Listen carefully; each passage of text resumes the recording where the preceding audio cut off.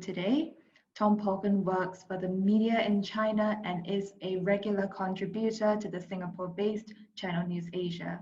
He was born and raised in Dallas, Texas, and graduated with a BA in Political Science from the Thomas More College of Liberal Arts in Merrimack, New Hampshire, USA.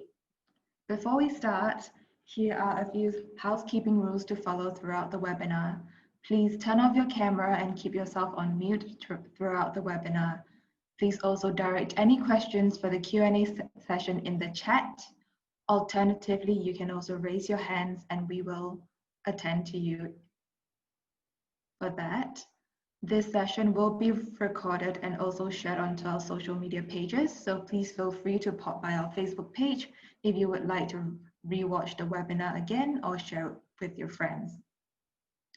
Last but not least, US versus China is available for purchase on our website with a limited time discount. Without further ado, I will be handing over to Tom, who will begin his book talk. Tom, please.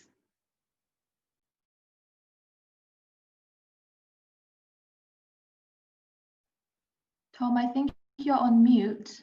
Just a minute.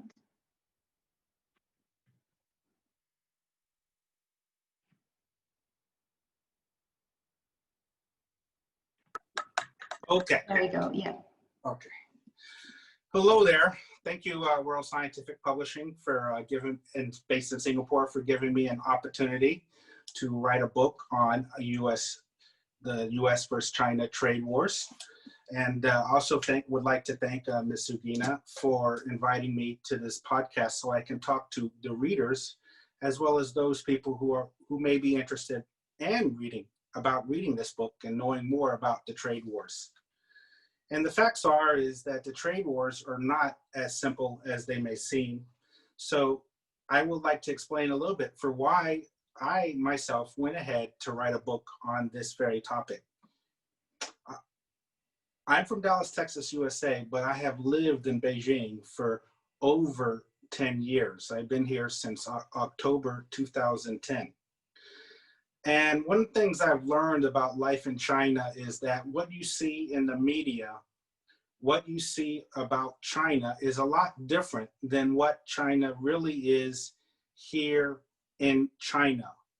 There is a lot of misunderstandings about the Chinese economy, Chinese society, Chinese politics, and a lot of it is based on just pure bias. People have a bias, either it's for China or against, but a lot of times that bias can be too strong.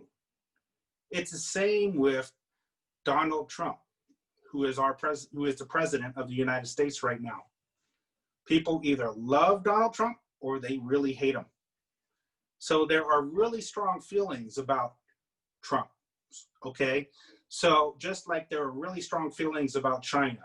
So in regards to that, the US-China trade wars basically was a huge story about a year ago, 2 years ago, when it became a big topic. But the thing is when I was reading media reports, a lot of it was just, they did not really understand China. They didn't really understand Trump.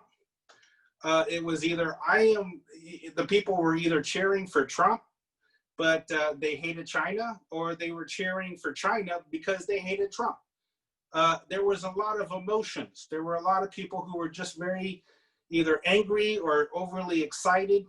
And what I wanted to do was write a book that was more neutral. And at the same time, from a perspective of someone who wants a good trade deal. What I had noticed from the media, from the public, was that most people did not want a trade deal. They just wanted a fight. And I thought that was wrong. The benefits of a good trade deal will not only help the US economy, but it will also help the Chinese economy. So that is exactly the reason I wrote the book, was mainly to focus on this concept that although there's a lot of complex and major issues involved, that at the same time, to get a good win-win trade deal should be the end goal. Although it hasn't happened yet, I am still optimistic and believe that if Trump gets reelected, there's going to be a major US-China trade deal that both the US and China will be excited about. But of course, it's going to take time. Also at the same time, like most book readings, most authors do like to read passages of their book. So I have selected 2 different passages to explain, also further explain the issues of the trade wars. So I will read a few paragraphs from page 34. It is my chapter about Trump and his America First policy. Now, as I said, there's a lot of misunderstandings about Trump. And I think what people really have to understand is the reason there were trade wars is because Trump supported what is known as America First policy, which is put America first in regards to economic issues, political issues, and it was against this globalism wave, but in support of my country first. Because let's face it, China also supports China first if you're Chinese. So the Americans are basically doing their America First policy. So on page 34, I have a passage here. On the campaign trail, Trump had highlighted what he later defined as America First policies in order to make America great again. He was first quoted on the record using the phrase during a New York Times interview on March 16th, 2016. I'm not an isolationist, but I am an America first, said Trump. So I like the expression, I'm America first. His ideals were based on promises to build a huge border wall and make Mexico pay for it in order to stem the tide of illegal immigrants that had been sweeping into the country. He had also touted promises to raise tariffs on imports and to tear apart or renegotiate free trade agreements, including NAFTA, North American Free Trade Agreement, that had resulted in huge trade deficits with other nations. Meanwhile, Trump had opposed other globalist mechanisms that weakened US sovereignty, such as the United Nations Climate Change Pact. Trump also wanted to stop endless wars that were waging across the Middle East. Trump's America First pledge held strong appeal for America's working poor for a number of reasons. The flood of illegal immigration had lowered wages on jobs known as the 3 Ds, dirty, dangerous, and demeaning. That meant that even if US citizens who were part of the working poor were willing to work in such jobs, they would have to accept a lower salary, and if they got hurt, had an illness, or missed a day's work for personal reasons, the work contractor could replace them immediately, and they would have to return to the unemployment lines all over again. When Trump spoke about the wall, a big, beautiful wall, the imagery alone inspired millions of working poor to pledge their diehard support for the candidate who promised to slow down the illegal immigration, which would inevitably lead to higher wages, the 3 Ds jobs. Trump, as the peace candidate, was alluring as well. Many middle-class and working-class American voters had family members that were serving in the US Armed Forces, and they could not comprehend why former US Presidents George W. Bush and Barack Obama had continued to send American forces to keep fighting in the Middle East, since Washington could not capture any real benefits from such aggressive actions. Now, let's also think about the Chinese side. When I was reading in the media, many people were saying, oh, the Chinese are really angry at Trump. They don't want a trade deal. They're so upset. But part of my argument of the book was that in reality, Chinese economy was changing, was transforming. It was no longer a manufacturing-based economy or an exports-driven economy, but they started to focus more on consumption, services, improving and upgrading their high-tech science and high-tech sectors. So the reality is that the trade wars were not going to have as massive as an impact on China as many had expected, based on the fact that China was trying to change its economy And as a matter of fact, the US trade wars was just simply accelerating and speeding up the process. That was part of my argument and why I believe a win-win deal is best. So let's go to my chapter about how China has entered a new normal economy, chapter 8. And I refer to pages 179 in a few paragraphs on 179 and page 180. Just a moment. Oh, 184, excuse me, page 184. In the meantime, China has had to tackle another challenge that has drawn widespread concerns from the Chinese and many other countries. Amid the nation's rapid development from 1978 to 2013, hundreds of millions of Chinese had become wealthier, but rampant pollution was choking the lives of its citizens. When Xi was sworn in as China's president, he vowed to support a sustainable mode of development and to make China a more eco-friendly nation. So basically, what I'm trying to impress upon the readers here is that China is entering more of a developed status market, a first world market, no longer a developing nations or an emerging markets type economy. They want to have a similar market that you would find in Europe as well as in America. So by addressing these very important topics, what we discover here is that the trade war books that I wanted to emphasize has just very been complex. And I think a lot of times the media just oversimplified everything. They just said, oh, Trump is angry at China. China is angry at Trump, so therefore they're gonna keep fighting. And also you have to remember that it's not just about tariffs. The reality is, and I make this argument, make this very important for everyone to know, is that if it was just about an economics issue, this trade wars would have been resolved a long time ago. But in reality, the trade war is all encompassing. When you're going to have a US-China trade deal, it's going to resolve a lot of major issues that are going on in the US versus China. It's going to address a lot of the economics, the politics, as well as what's a very hot topic right now, the issue of technologies, okay? The US has been a dominant economy for so long, but at the same time, what happened is millions of American manufacturing jobs were lost in the past few decades because basically China took advantage of its opportunity to hire people at lower wages, and then they lowered the value of the yuan, and basically they were able to take away a lot of jobs, not just from America, but also from Europe and many other places. So what Trump is doing is he's just transforming and totally changing everything, and the trade wars is basically, the emphasis is about changing the dynamics of the global economy. It's no longer about globalism. I think also this is a major issue to address, and I also address in my book. I do not praise globalism.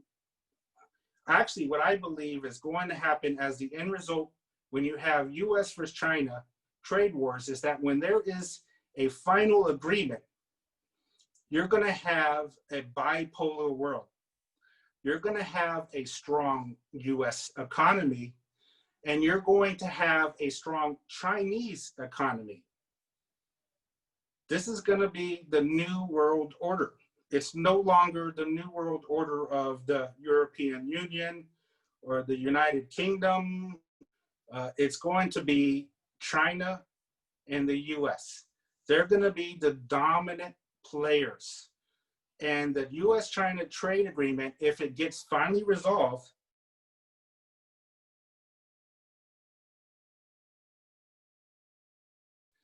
the end result is going to be, this transforms how the world is right now. This transforms how we look at everything we see. And this is why the Chinese and the Americans are getting very emotional, and they are taking a strong stand. Because this is really a transformational trade deal. It is going to change everything. But at the same time, At the end of the day, if you can get the Chinese to sit down, you can get the Americans to sit down to sign the trade deal, they're going to sign something that makes them happy. Because when you really think about negotiating deals, you can't get somebody to sign a contract if they don't want to sign it. But at the same time, Trump has had to take a lot of tough actions because at the same time, it's sort of an issue of everybody knows this in negotiations. If you go too soft, the other side is going to roll over you. So at the same time, when you're developing this new deal, you're going to have a lot of fighting. And I also predict that if Trump gets reelected, there's still going to be a lot of fighting. But I think what we have after the phase 1 agreement was signed is you're going to see tremendous progress made. And my forecast, and I wrote this when I had written a column for Channel News Asia, is that eventually, if there is going to be a deal signed, my forecast is it's going to happen at of 2021. People ask me, why so late? Why so long? Because it will have everything about the economics, the investments, the politics, everything. It's going to basically say US and China are now friends. That's actually a big deal because they've been fighting for so long. This trade deal, I believe, can make that happen. So that's why I wrote this book. Now I'm glad to hope to get some questions from you, and I would love to answer them. All right. So the first question I have is from Jean-Paul Lassion. And his question is, what are the forces or institutions which could help to rebuild trust or cooperation, at least in the specific areas between the two countries?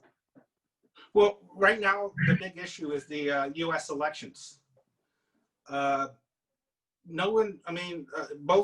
Biden and Trump are going to think they're winning. They're going to win. So you don't know the answer until after the elections. So in order to answer the question, we have to figure out exactly who is going to win the White House. Obviously, I believe if Biden wins, they're going to be much nicer to China. You're going to have probably good relations at the beginning, and that's understandable. With Trump, how to make better relations? I think that if China, after the elections, if Trump gets reelected, if they show sincerity and they say, we want to find a way to sign a trade deal and prove that they're trying their best to meet their terms of phase 1 trade agreement, that will start the process of better relations. The trade deal, to me, is what's going to be the hardest thing to make happen, but when it happens, it's going to be the most successful for both sides. So the trick is by addressing the question that was just asked, is just focus on, for Trump and for the Chinese, is for them to focus on trade negotiations, because they can also address a number of issues, not just on trade, but as well as on political issues in regards to the trade deal. All right, thank you so much, Tom. My next question is, do you have any suggestions to improve the US-China trade relations? Yeah, because I've been involved in that. I took a trip to the United States last December, and I was asked to help. One thing I've noticed is that many Americans do not understand China, and this also includes from the Republicans. I met quite a few Republicans. They did not like China, but then when I asked them why, they were saying fake news stuff. Oh, the Chinese are all communists, they're Marxist. Well, I've lived in China for 10 years. It's not as bad as what you're thinking. I think the way to improve is if I could, which I try to do as a bridge builder, is I'm trying to help people understand what is the real China, not what is the China that people think is China. I spend a lot of time on Quora answering questions about China. A lot of times when I get some people respond to me or send me messages, I'm always happy to see the message where they say, Tom, you're just telling us the real China. You're not a propagandist or you're not a hater. You're just in the middle and you're telling us what is the real China. So I think the main thing that we need to overcome is those misunderstandings. It's the same thing with people have so many misunderstandings of Trump. Okay, and the Chinese, when they first approached me and asked for my help on certain things, they just did not understand Trump, and I had to explain to them, Trump is not as evil as you think he is. You just need to understand America first. Okay, the Chinese are China first. Why can't the Americans be America first? Okay, it's an issue of fair, and that's why the title of my book, from trade war to reciprocal deal. Reciprocal is basically about fairness. Both sides need to understand fairness a little bit better. Tom, next question I got, I assume is from an European listener, and he's asking, will the trade war between the US and China have any impact on European consumers? Totally, it will. And I've made this argument quite often on Quora. I've also have a chapter about Europe. To be honest, Europe's not really going to be a winner, and you have to prepare for that, because the fact is you're going to have a bipolar world of a strong China and a strong US. And then Europe and the globalism, where Europe was at its strongest, that's going, from my opinion, is not going to be as strong. It's going to fade away. So you're going to see more localization trends. But in regards to European consumers, what may happen, and I've had some Europeans talk to me and ask for my advice. I said, right now, since the US and China are fighting, this is your best chance to get good deals from the US and China, because they're looking for someone to pick sides. But I think the weakness and the problem of the European side is, because they do not choose sides, they're going to be left out of the box. They're going to be left out, because if they had chosen sides, I think they would have had a better deal. But because they're sort of avoiding choosing sides, it's going to end up hurting them in the long term.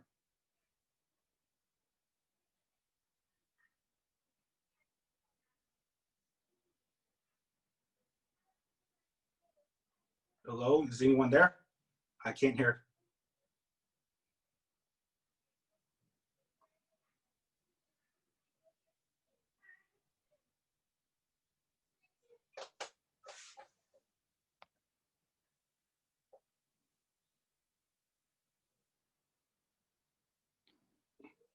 Sure, I think I lost the voice. All right, right. Let me okay. Just repeat myself. So does China have a trade deficit with any nation? And on an overall, does the US have a balanced world trade ledger? Oh, okay, sure. Yeah, Yeah, I checked into that. And for example, China does have a few deficits with some Asian countries. But at the same time, most countries that are big, they have a lot of trade surpluses. Africa, there is a little bit of a balance. The Africa-China trade is actually quite strong for African side, as well as with many emerging markets. That's why the Belt and Road Initiative has been very helpful to many emerging markets, because that has increased trade and that has increased more imports to China. A lot of the oil Arab states, they're selling a lot of their oil to China, so they're benefiting big time from trade. But at the same time, China basically is winning the trade situation. From American side, there are just a lot of deficits. The reason basically is because the American consumption is so strong. So if the Americans are winning on trade on anyone, it's probably going to be small countries. But anyone who is a major trader, they're having a lot of surpluses, and America is having a lot of major deficits. I don't know the specifics right now or the listing of which countries, but from my understanding and when I did research, basically the US is just losing a lot, not just from China, but Japan, South Korea, European countries all over. They're just getting wiped out. But that's because US consumers are just keep buying imports and they haven't stopped. The dynamics are going to change, I think, in a few years. Maybe a few years later, US will have some surpluses, but they'll never have a surplus with China. It's just the imbalance is so much, it would take years, decades for that to flip. And I don't see that happening anytime soon. All right, thank you, Tom. So my next question, I think, comes from a listener within the Southeast Asian region, and that is following up on the question on Europe. So what about the countries in Southeast Asia, given that, you know, many of us do have close ties with China? Well, actually, the Southeast Asia, and I wrote about this in my book, is you guys are going to be big winners. Instead of the manufacturing going through China, now it's going to shift towards Southeast Asia. So right now you're hearing about Vietnam being a big winner. Indonesia, I believe, is going to be a big winner from this. India, South Asia it's not Southeast Asia, but it's close. I think India is going to come out a big winner. A lot of the manufacturing is just going to shift. And also you got to realize that China's manufacturing was already getting too expensive. Labor costs were rising, land costs were rising. So China was already shifting its factories away. And so you're going to see an even faster shift and a move towards South Asia and Southeast Asia. There's going to be a lot more manufacturing coming from the Chinese side. So I believe Southeast Asia is going to come out a winner here. All right, thank you, Tom.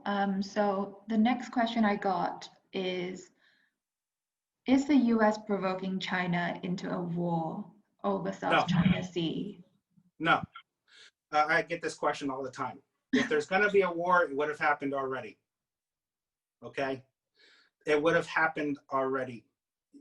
Usually, and I read history books all the time, if a country wants war, they just start shooting. What's going on in the South China Sea is, I think it's just part of the negotiation process. The US and China are throwing in, as I said, the trade deal is going to resolve a lot of issues. South China Sea, I believe, is going to be part of those issues addressed. Will it be resolved?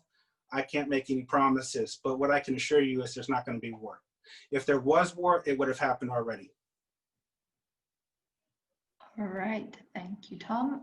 So another question I got is, do you agree that there is a high level of Mccarthyism in terms of relations with China? Yeah, and I think it's just basically ignorance. When I visited America last December, I met a lot of great and wonderful people.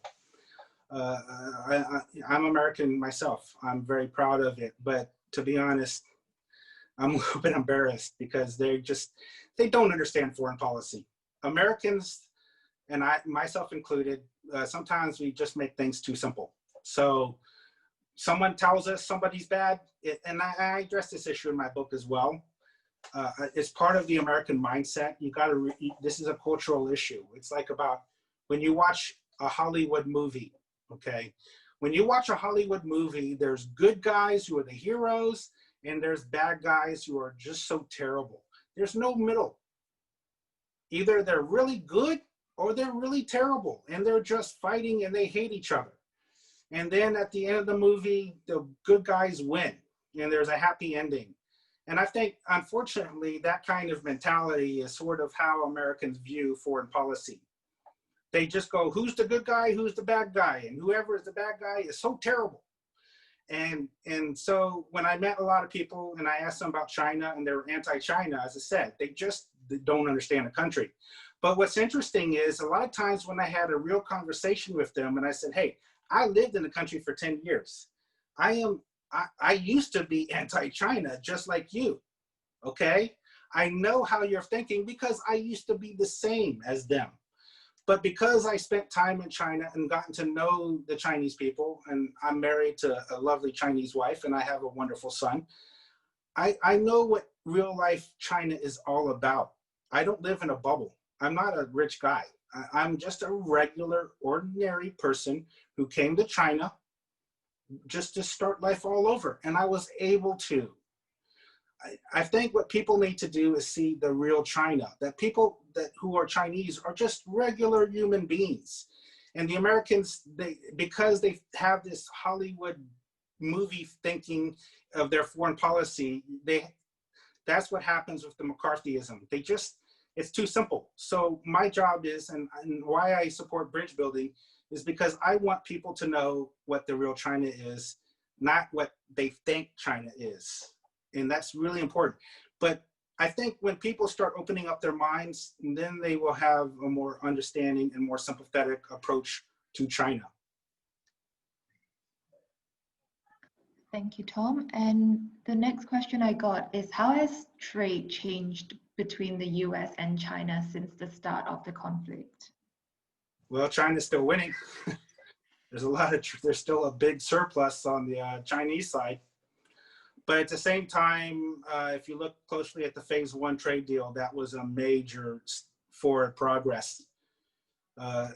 Basically, China said they're going to buy more US imports. They're going to buy more US agriculture. They're going to do their best to try to find some balance. But as of now, China's still winning the trade war. But, they can't keep winning forever. Eventually, you would have had someone elected to the White House like Trump. If it wasn't Trump, it would have been someone later. Someone would have confronted China and said, these trade imbalances are too much. But since the trade war started, to be honest, China's still winning. But the fact is if they want a winning trade deal, they're gonna have to find a way to get the trade imbalances a little bit more narrow. All right, thank you, Tom. And the next question, since you've talked about the trade deal, could you maybe evaluate the phase 1 trade deal between the US and China?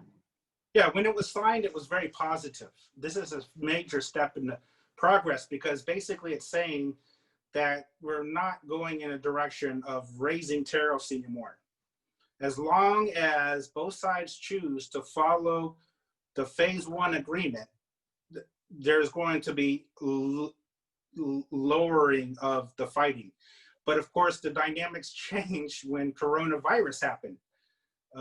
Trump no longer thought much about the trade deal. He was worried more about the coronavirus. And because of that, there were people in the White House who thought that China was at fault or had made some terrible errors in how it handled the coronavirus. I think part of that are misunderstandings about China. And unfortunately, I think also Trump seemed to have been given some bad advice about what happened with coronavirus. I think US Secretary of State Michael Pompeo has been very destructive. He apparently just does not like China. He hates China. And he's just not being very honest about the country. So I think he's going to Trump and saying it's all China's fault. And you also have to realize that the president is not God. He's not all-knowing. A lot of times when he gets his advice, he has to rely on his cabinet. His cabinet are strongly anti-China. So they're not telling him anything positive. So what I see here in my anticipation is that for the next few months, Trump's not going to be nice to China. It's part of the election strategy. I don't see that changing. But I want to tell the viewers, don't worry too much about it. I really believe that if Trump is reelected, he's going to change his China policy. And he's going to focus more on getting a US-China trade deal because he has to focus on US economic rebound. And I think China, if they can support a good trade deal, that's going to help the US economic rebound. But for the next few months up to November, China's not going to get nice treatment from Trump.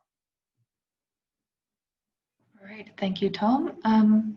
The next question I've got is, President Trump said America does not have to do business with China. Do you think that decoupling of the US and China would be a good choice for the two countries and the world economy? No, but it's a bluff. People ask me all the time about decoupling, and I don't agree with it either. I think at times Trump is a little bit too strong against China, but I think it's because he just doesn't understand the country.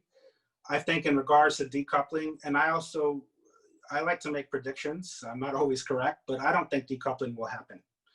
I think it's a bluff, and I even have a chapter in my book, To Bluff or Not to Bluff. Trump loves to bluff, and this is a bluff. But the thing is if China says, go ahead, decouple, then Trump will decouple. So that's one thing you have to understand about Trump when he bluffs, that he's going to follow through if the other side calls his bluff. And I think one of the mistakes the Chinese side made at the beginning of trade talks is they thought Trump was bluffing and that he would walk back his bluffs. No, he doesn't. So in the future, I think what China is going to have to address, and they're just going to have to wait till after November if Trump is reelected, and then go, well, we'll support phase one, but don't go and try this decoupling thing. Because if they do the decoupling, then of course there's not going to be a trade deal. That's impossible. So on my side, I just believe that it's just part of the trade negotiations. Don't worry too much about decoupling. It's just both sides are, when you as I said, when you negotiate, there are times you have to be strong, and there are other times you have to be soft. There's always an up and down in negotiations, and the decoupling is just part of the bluffing strategy. Don't worry too much about it. I don't see it happening. Thank you, Tom. So I got another question on Europe, and this question asks, how will Europe benefit or hurt as a result of the trade war? Well, similar to what I said earlier. Right now, for the short term, Europe is in the best position because they can tell the U.S. that if we support you, give us a good deal. Or they can go to China and says, if we support you, give us a good deal. But the big weakness of the Brussels position is they're not taking sides. If they did, they would have already.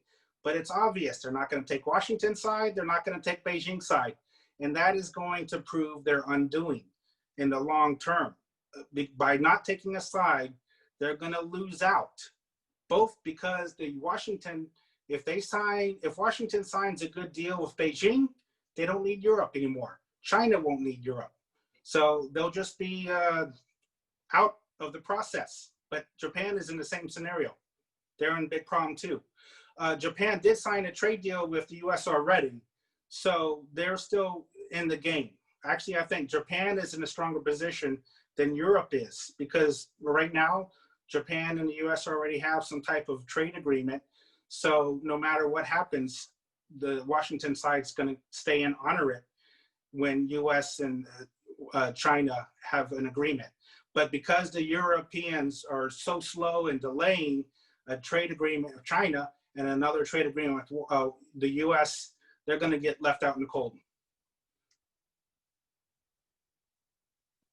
Thank you, Tom. The next question I've got is, what do you think of the whole TikTok ban situation in the US? It's obvious. I don't support the TikTok ban. I mean, somebody did ask me a few days ago about it, and I said, look, every country has its sovereign right to do censorship, to ban apps if they choose.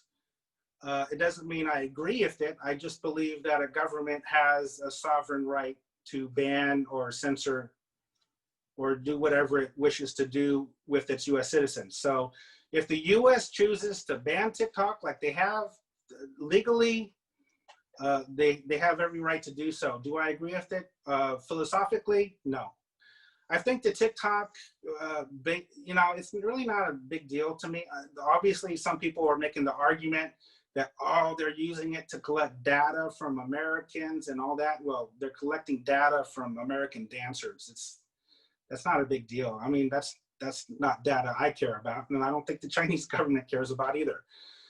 And also, if you realize it, if the Americans were really sincere in saying that this is a real espionage app, then why is it that they're telling Microsoft to go ahead and buy it? Microsoft is an American company.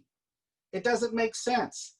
I think, the ban happened legally. America can do it. Philosophically, I don't agree with it, but at the same time, if Microsoft wants to go ahead and buy it, let them go ahead and buy it, or Amazon or some other company. If they want to go and buy TikTok, go for it. But the Chinese company, if they say no to it, that's their choice. And then they get banned because of that. Well, America has the right to say that. It just is. It is what it is. But from my side, it's not as simple as it looks. But at the same time, you know, it's not going to be a game changer. All right, thank you, Tom. Just to add on to the previous question about TikTok, how will technology conflict, you know, with Huawei and with TikTok, how is that going to be resolved? It's part of the negotiations. It's been going on for years. It's not just a matter of the issues of Huawei or TikTok. You have a lot of issues, what's known as technology transfers, and I've addressed this in my Trade Wars book. And it's not that simple. What happened a long time ago was that China, when a company wanted to do business in a foreign company, wanted to do business in China, they basically had to also disclose all of their proprietary information. And when that happened, sometimes Chinese government found access to that information, and then they started new companies, and they became rivals to those foreign companies. That's not good, okay? So one of the things about the Trade One Agreement that was very effective is they addressed that issue. And China has pledged to stop tech transfers. And that is a really essential part of the Trade One Agreement, Phase One Agreement, and why that's so important. Because when the Chinese companies were stealing that information and then becoming rivals against the other companies that were coming in, that is totally unethical, totally unfair. And I'm glad that Trump addressed it, and that the Chinese have already enacted new laws to prevent that from happening. So the tech issues are a major issue, and it's not as simple as it sounds. But there's already been a lot of progress at Phase One, and I anticipate that when the trade deal is done, a lot of these issues will be resolved. Thank you, Tom. I think we have time for one last question. And this question is actually, to be fair, multiple questions combined into one. Okay. So, is US a global bully now, either in trade, military, or foreign policy? Why How about this? Can we, 1 moment, we'll do one part at a time. Okay. Okay, so is the US a global bully? I think there's some truth to it. I think Pompeo and Trump has allowed it to happen, to have some bullying occur.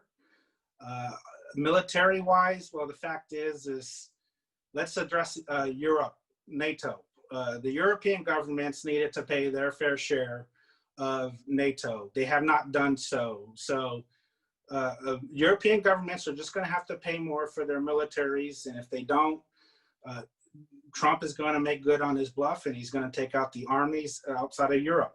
He's already taken some troops from Germany, and he moved them from to Poland, because Poland is now paying more money from its government, because you have to do about, well, I believe it's a 2% of your government expenditures.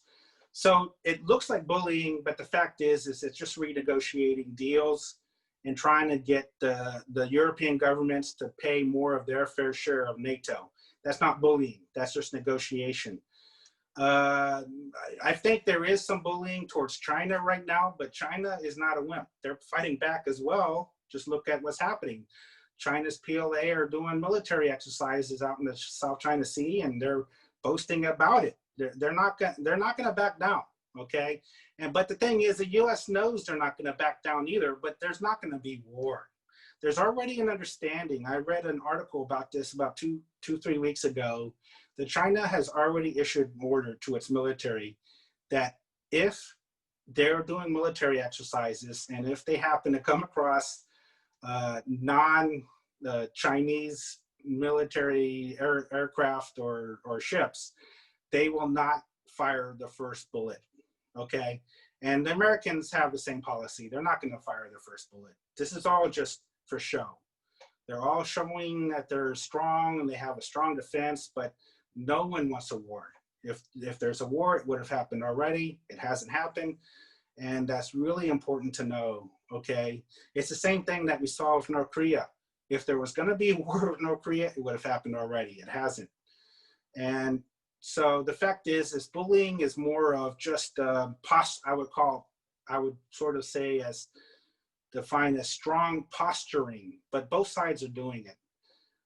The Chinese are showing their strong strength in military, and they have every right to do so. No one's should stop them from. And the U.S. is the same. It's this posturing game, but I would not define it as bullying. I don't like the word bullying unless I really see it. I don't define this as bullying. Okay, what's the next part of the question? All right, the next part of the question asks, why are the government doing this, and are there any strategic purposes in doing this? Yeah, as I said, it's posturing. It's just to show strength. And also, governments need to show that their defense money is being used for good reasons. You have to, if you're going to buy big, if you're going to spend and invest big in your Air Force and your Marines and your Navy, sometimes you have to make it look like you're going to use it. Or if everything was wonderful and peaceful, then you would have weak defenses. But the thing is there's always going to be tension. A strong country will always have a strong defense. Okay, so the benefit is just basically to help the U.S. defense manufacturers, but the Chinese defense manufacturers are also benefiting from this as well. Okay, it's not just the Americans who are making money. The Russian manufacturers are making a lot of money right now as well. And I've had some Indian friends tell me that they're Indian defense manufacturers who are also making quite a bit of money at this very moment. So I think a lot of it is just to just get higher spending on defense, and then that creates jobs but I don't see it as something that as a prepare for war tactic. If it the circumstances of a World War III, I don't see right now, and I haven't. I lived in South Korea from 2001 to 2007. I remember when I first came there, oh my God, we're right next to North Korea. They're going to bomb us. It never happened. And it's the same thing now. It's just everyone looking strong, but no one's going to fire the first bullet. All right. I think that marks the end of our book talk today. Thank you, Tom, so much for an extremely insightful session. And to our listeners, thank you so much for joining us today. Have a lovely day ahead, and we hope to see you again for another book talk. Thank you.